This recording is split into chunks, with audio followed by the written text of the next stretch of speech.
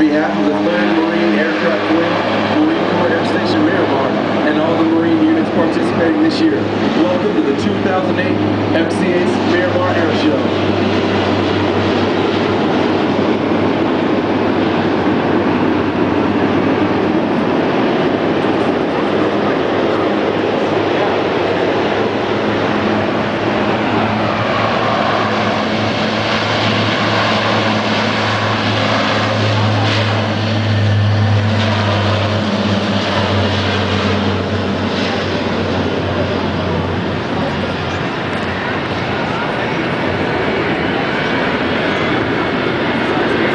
The aircraft that just took off was the Marine Corps Jack-of-all-trades, the KC-130 Hercules tanker transport.